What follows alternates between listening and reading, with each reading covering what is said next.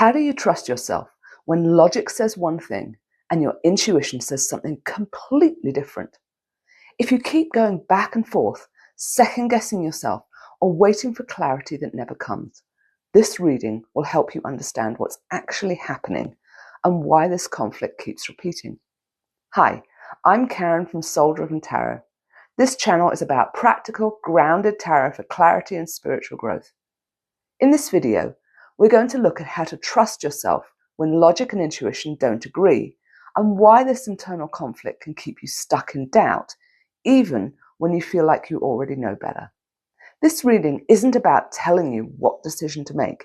It's about understanding why you find it difficult to trust yourself and solving that so you can move forward with clarity.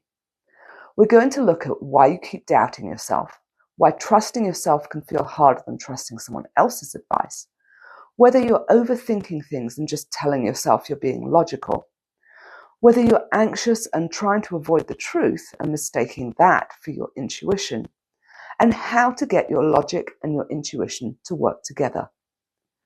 The overall reading also shows some interesting things about self-doubt, so you want to make sure you stay to the end to catch that. Let's dive in. The first position answers, why do I keep doubting myself? And for that, I have the Three of Wands. You're sitting back, waiting for a massive sign for things to change without you having to change what you're doing first. Self-doubt and its opposite of self-trust are actions. You already have all the information you need about yourself. Now it's simply a choice. Do you carry on doubting yourself, or do you take a step in a different direction and choose to trust yourself? Self-doubt and self-trust are mutually exclusive. Either you trust yourself or you don't. You can't do both in the same situation. So if you currently doubt yourself, why are you choosing to trust that thought instead of trusting you're right instead? You're basically putting your trust in something. It's just a case of what you're choosing to trust. And it really is just a case of placing the trust you do have in something different. If this is hitting home, please like and subscribe to help this reach more people. The second position answers, why does trusting myself feel harder than trusting external advice? And for that, I have the Queen of Pentacles reversed. As a kid, most people learn to trust their parents to protect them and keep them safe. So you learned along the way to lean in on that external advice. However, now you're an adult, it's time to move out of that comfort zone and away from beliefs that just might not align with you any longer. You want to start becoming more and more aware of your energy and how other things affect it. This way, when you have a decision to make, you can weigh up the options by noticing the differences in your energy around each option. Which one makes you feel uplifted, happier, and just feels right? And which one is draining you, smothering you, or just feels wrong? You want to start using this for every choice you have, especially the small ones initially. For example, is it time to go to bed? Do I fancy eating this or that? Doing that means that you'll rapidly start to recognize which option is the best one for you and how you can tell that. The third position answers, am I just overthinking things and calling it logic? And for that, I have the Eight of Swords reversed. You're getting very trapped in your mind and trying and tying yourself in mental knots you don't think you can get out of. As the first card showed us, all that's actually happening is you're simply trapped with a belief that isn't working for you any longer. Once you can see the broken logic behind trusting that you don't trust yourself, the whole structure falls apart. It really is as simple as seeing that the premise of the belief no longer makes sense. And once you get that, the negative belief just falls away. It doesn't have to be a big deal. If you just relax, take a deep breath, clear your mind, and look for the way out, you'll find it right there in front of you.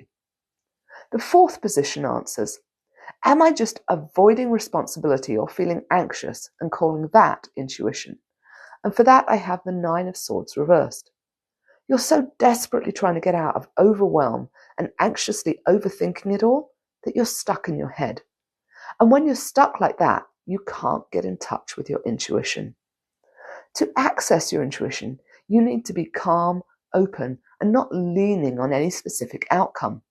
Any stress you're feeling at the moment is blocking you from doing that.